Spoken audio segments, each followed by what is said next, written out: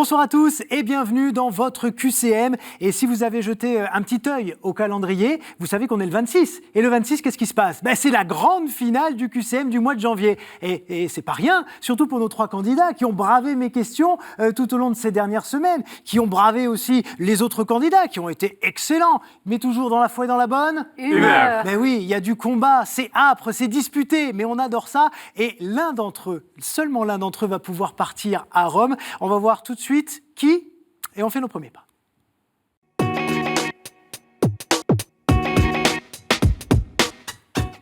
Géraud, Christiane, Armand, nous vous connaissons, vos visages ne sont pas inconnus évidemment des fidèles parmi les fidèles de KTO. Bonjour déjà. Bonjour. Merci d'être revenu nous voir. Géraud, vous n'êtes pas loin vous je crois ? Non, je suis pas loin du tout, je suis dans le 15e arrondissement. Alors qu'est-ce que vous faites dans la vie ? Alors je travaille dans un foyer d'étudiants où je suis directeur et j'accompagne les étudiants dans leur transition du nid familial à la vie étudiante, leur vie d'homme et de femme, et j'essaie de les faire grandir autant que faire se peut, humainement et spirituellement. Ouais, comment vous les accompagnez alors justement concrètement ? Déjà par une présence, aussi par des éventuels dialogues et discussions, des moments privilégiés. On essaie de témoigner aussi avec mon épouse de ce que c'est qu'une vie conjugale construite et heureuse.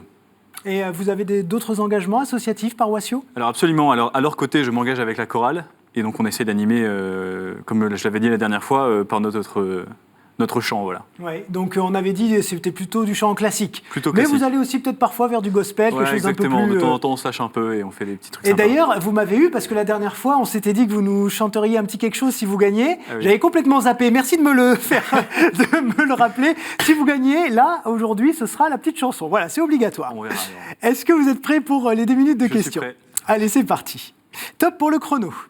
Entre Moïse et Aaron, qui était l'aîné ? Aaron. Ah ben voilà, j'ai même pas le temps de faire les 3 réponses. Effectivement, c'était bien Aaron. Il y avait Aaron, Moïse, ou ils étaient jumeaux, et c'est donc Aaron. Ça fait un point pour vous. Combien l'Église a-t-elle connu de papes africains ? 3, réponse A. 8, réponse B. Ou aucun, réponse C. Aucun, réponse C. Et non, c'était 3. Il y avait Victor Ier, Melchiade et Gélas Ier. Quel stylite du VIe siècle est considéré comme l'apôtre des Ardennes ? Malfoy, réponse A. Fontleroy, réponse B, ou Valfroy, réponse C. Au hasard, Valfroy, réponse C. Oui, c'est Valfroy, effectivement, Malfoy, c'est dans Harry Potter. Oui. Au jour du jugement, dit Jésus, quelles villes seront traitées plus sévèrement que Tyr et Sidon si elles ne se convertissent pas ? Jérusalem et Jéricho, réponse A. Sodome et Gomorrhe, réponse B, ou bien Corazine et Bethsaïde, réponse C. Jérusalem et Jéricho, réponse A. Et non, c'était Corazine et Bethsaïde, toujours 2 points. Pour accomplir quel rite religieux l'Antigone de Sophocle ou de Jean Anouilh brave-t-elle la sentence de mort de son oncle Créon ? Pour enterrer son frère, réponse A. Pour élever un autel, réponse B. Ou pour sacrifier un bouc, réponse C. Pour enterrer son frère, réponse A. Pour enterrer son frère, bravo, ça fait 3 points. Dans les Actes, Paul est accusé d'avoir laissé pénétrer avec lui dans un parvis du temple ses compagnons grecs, réponse A, une femme perdant du sang, réponse B, ou bien 2 porcs, réponse C. Ses compagnons grecs, réponse A. Exactement, c'est-à-dire des non-juifs. Combien y a-t-il de stades entre Jérusalem et Emmaüs ? 15, 60 ou 144 ? 15, réponse A. Et non, c'était 60. Et à ce stade, vous restez du coup à 4 points. À quelle date le pape Léon XIII invita-t-il les catholiques français au ralliement à la République par l'encyclique « Au milieu des sollicitudes » ? 1792, réponse A. 1892, réponse B. Ou 1992, réponse C. 1792, réponse A. Et non, c'était la B, 1892. Ça fait 4 points, c'est pas mal. Et alors peut-être une petite précision sur ce qu'est un stylite, et non pas un styliste. Un stylite, c'est quelqu'un qui vivait, figurez-vous, sur une colonne, une sorte d'ermite qui plaçait en fait sa cellule au sommet d'une colonnade, d'un portique ou d'une ruine pour atteindre un ascèse vraiment très très particulier. Voilà, 4 points pour Géraud. Et on va repartir, je dirais, à la découverte de Christiane, puisque les gens vous connaissent un petit peu maintenant. Bonjour. Bonjour. Vous nous venez des Pyrénées-Atlantiques, je crois. Oui, d'Anglette. Oui. Voilà, Et you speak English very well. Pourquoi ? Parce que I used to be an English teacher. Voilà. Et maintenant, vous travaillez avec votre mari. Qu'est-ce que vous faites précisément ? Voilà, secrétaire médical. C'est parfait. Voilà. Vous avez des hobbies, des passions particulières ? Oui, notamment la randonnée. Voilà, que je pratique régulièrement dans le Pays Basque. Oui, Et il puis, doit y avoir de jolis paysages. tout à fait. Et aussi en Bretagne, en faisant le Trobrez. Oui, vous nous en Chaque aviez parlé, été, effectivement, voilà. le Trobrez. Donc, c'est quand on fait le tour de Bretagne Tout à fait. pour aller dans les lieux saints de ce territoire-là. Voilà. Et des engagements paroissiaux, peut-être? Voilà, je suis catéchiste auprès d'enfants de 7, 8, 9 ans depuis longtemps, une Allez, trentaine on le d'années. dit, depuis 30 ans. Voilà. Voilà, c'est ça. Bon, eh bien, écoutez, on va voir si ces 30 ans de catéchisme vont vous aider, probablement pour ces questions. Prête? Je suis prête. Top pour le chrono. Où était Matthieu quand Jésus l'appela? Dans sa barque, réponse A. Sur un ânon, réponse B. Ou bien à une table, réponse À une C. table. À une table, effectivement, et il collectait les impôts. Quel pape fut canonisé le même jour que Monseigneur Oscar Romero? Paul VI. Ah, attendez, Paul VI, Pie IX ou Benoît XV, et vous me dites? Paul VI. Paul VI, c'est une bonne réponse, et c'était le 14 octobre 2018. Que promit le prophète Isaïe, chapitre 7, verset 14, au roi de Juda, Akaz? Le retour des tribus perdues, réponse A. La naissance de l'Emmanuel, réponse B. Ou bien d'entrer dans le paradis? D'entrer dans le paradis. Et non, c'était la naissance de l'Emmanuel, toujours 2 points. En théologie sacramentaire, quelle est la matière du baptême? Le Saint-Crème, réponse A. L'eau, réponse B. Ou le fait de verser de l'eau, réponse C. Le fait de verser de l'eau. Oui, vous n'avez pas pris l'eau sur cette question, bravo, ça fait 3 points. Qui rédigea une tétralogie romanesque inspirée de la Bible et intitulée Joseph et ses frères entre 1933 et 1943? Johann Buddenbrook, réponse A. Félix Krull, réponse B. Ou Thomas Mann, réponse C. Thomas Mann. Oui, c'est Thomas Mann, et Johann Buddenbrook et Félix Krull étaient 2 personnages de Thomas Mann. Où les disciples ont-ils trouvé l'ânon demandé par Jésus pour rentrer à Jérusalem? À Bethphagée, réponse A. À Bethsaïde, réponse B. Ou à Beth à pleurer, réponse C. À Bethsaïde. Ah non, là, il vous reste que vos yeux pour pleurer. C'était à Bethphagée. Qui a écrit le fameux texte du IIe siècle nommé le Pasteur d'Hermas? Saint Augustin, Saint Irénée ou Hermas lui-même? Saint Augustin. Eh non, c'était Hermas lui-même. 4 points toujours. Qu'a condamné le concile de Clermont en 1130? Le vol de fruits, réponse A. Les tournois, réponse B. Ou le plaisir sexuel, réponse C. Les tournois. Oui, les tournois, exactement. Et ça fait 5 points. Eh ben, c'est très bien ça, Christiane. On était à 6, je crois, lorsque vous êtes passé il y a quelques semaines de ça. 5, c'est parfait, vous êtes dans votre moyenne.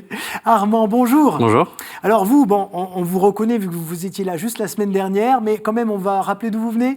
Oui, alors je viens de Pau et j'étudie à Paris. Très bien, vous étudiez quoi, pardon? L'économie, je suis dans un master intitulé Affaires internationales et développement à l'Université Paris-Dauphine. Et c'est pour devenir? Pour devenir économiste sur les questions des aides économiques versées par la France aux pays en développement.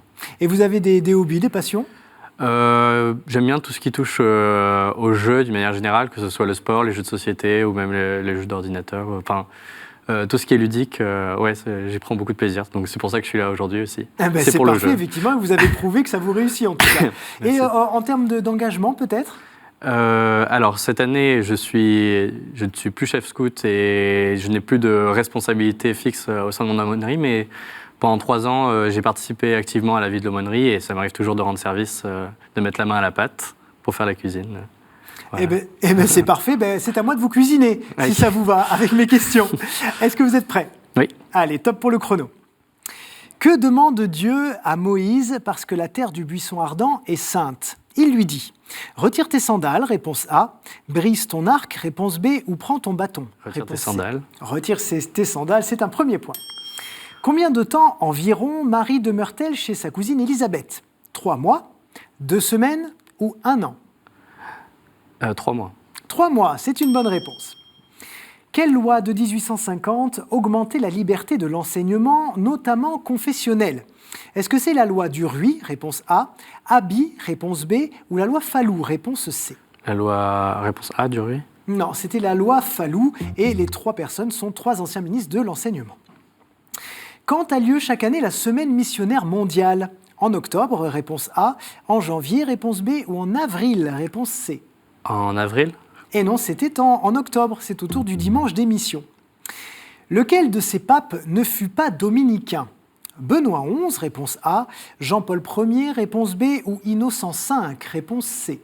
Jean-Paul Ier. Jean-Paul Ier, ça fait 3 points. Le clerc, surnommé avocat du diable, parce qu'il cherche les éventuels obstacles à une canonisation, est depuis 1983 appelé le visiteur du soir, réponse A, le fils de la veuve, réponse B, ou le promoteur de justice, réponse C. Le fils de la veuve, réponse B. Et non, c'était le promoteur de justice, et vous n'avez pas promu la bonne réponse pour le coup. Comment le peintre symboliste finlandais Hugo Simberg a-t-il représenté son ange en 1903 ? Sur un brancard, avec un arquebusier ou avec des ailes de papillon? Avec des ailes de papillon. Ah non, le score ne s'envole pas, là du coup, c'était sur un brancard. Quelle était la nationalité originelle de Jean Calvin? Genevoise, réponse A. Française, réponse B. Ou allemande, réponse C. Genevoise. Et non, il était français, Jean Calvin. Eh bien, ça fait 3 points. 3 points Armand, 5 points Christiane, 4 points Géraud. Et ben voilà, je crois qu'on a notre hiérarchie pour la manche numéro 2 qui arrive tout de suite. On se met en chemin.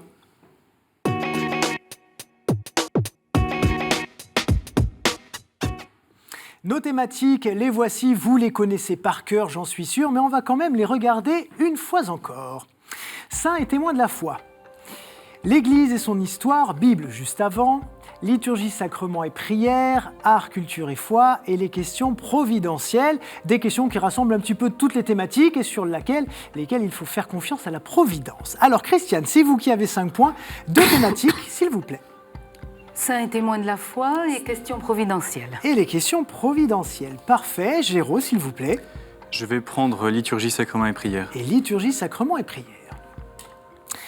Les scores reviennent à 0. Tout ce qui s'est passé en manche 1 est oublié. On se concentre sur le futur et on met les mains sur le buzzer. On me connaît en Orient sous le nom de Sainte Marine. Martyr sous Dioclétien, j'aurais lutté contre le démon qui avait pris l'apparence d'un dragon au moyen de la croix. Mais même la légende dorée rapporte le fait avec prudence.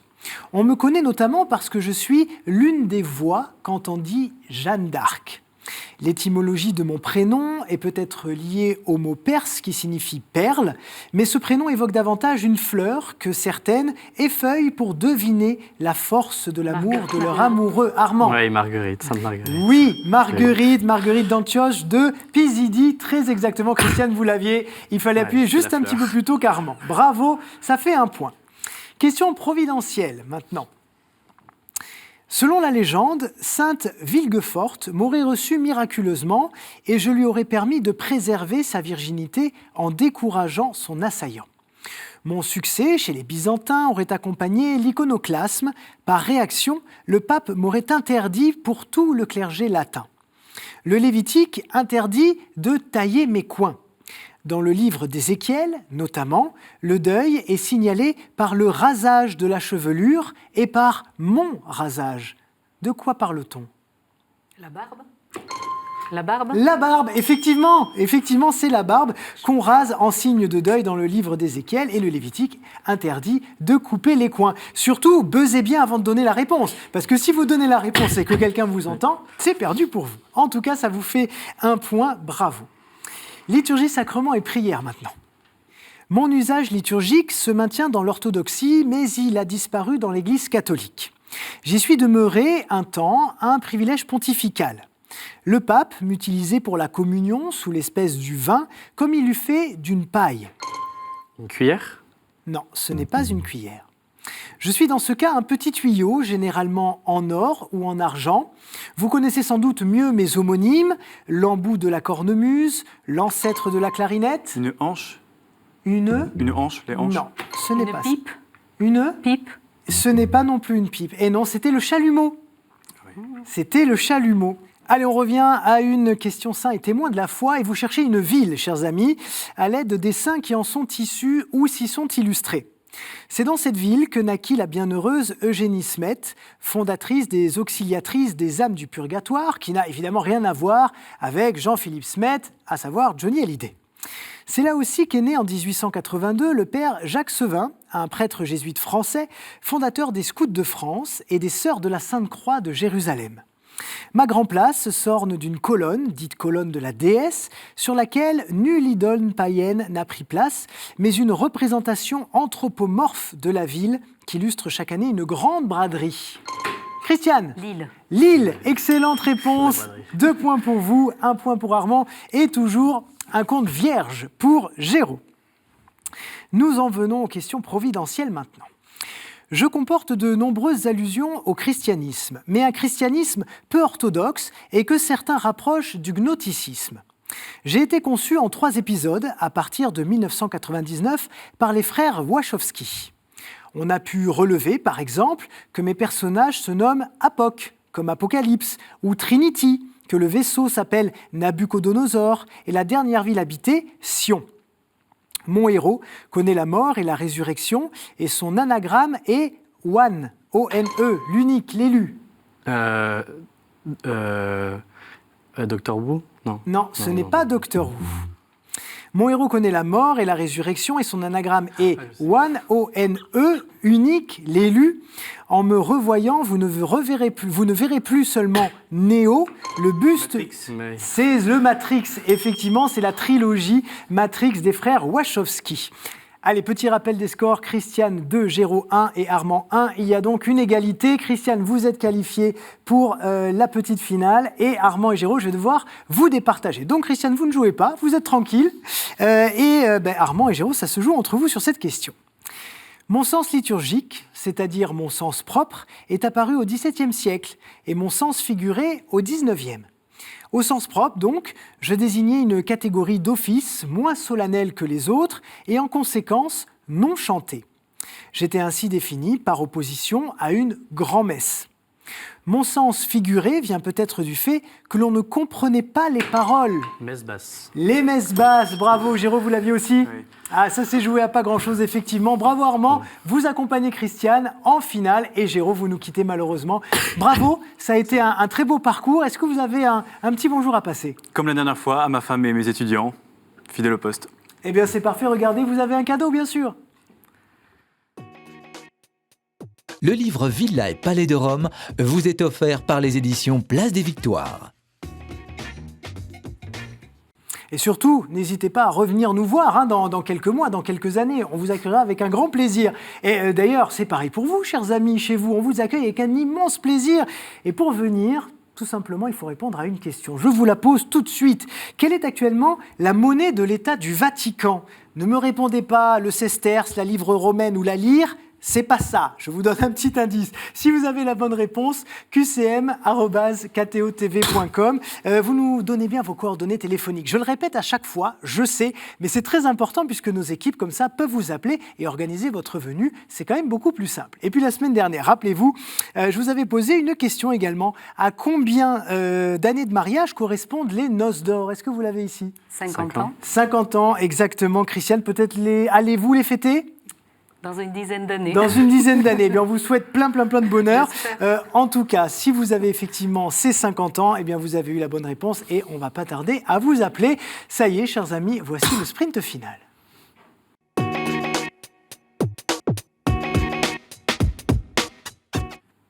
Rome en ligne de mire. Vous sentez un petit peu la tension qui règne sur ce plateau ? Non, oui. Pas du tout, ils sont totalement détendus, totalement normaux. Mais est-ce qu'ils vont garder leur bonne humeur et surtout toute leur connaissance quand je vais leur proposer toutes ces thématiques ? Enfin, en vrai, je ne vais pas vraiment leur proposer. Je vais surtout leur proposer d'en tirer une. Et c'est vous d'ailleurs qui allez avoir cette lourde charge puisque vous avez eu le maximum de points lors de la manche précédente. Je vous en prie, voici l'éventail des thématiques. Posez-le bien devant vous et nous vous écoutons. Le sport. Ah, le sport. Vous y connaissez un petit peu en sport ? Un petit peu. Un petit peu. Bon, le sport et la Bible et la religion, évidemment. Hein. Les mains sur le buzzer, on y va. Vous pouvez laisser la carte. Et on va donc en 4 points. C'est parti. Qui écrit « J'ai combattu le bon combat, j'ai achevé la course, j'ai gardé la foi ». Saint-Paul. C'est Saint Paul. Bravo. Est-ce que vous savez à qui ? À Saint-Luc. C'était à Timothée. Ah, bon. Mais c'est pas grave, c'était juste comme ça pour le fun. Bravo, 1 point. Dans quelle ville dévastée par un ouragan évolue l'équipe des Saints en football américain ? Miami ? Non, c'est les Dolphins à Miami. San Francisco? Ce n'est pas San Francisco. Je vous répète, écoute, Atlanta. ce n'est pas Atlanta. Ah, allez-y. Los Angeles? Ce n'est pas Los Angeles. Écoutez bien ce que je vous dis. Dans quelle ville, dévastée par un ouragan, évolue l'équipe des Saints en football américain?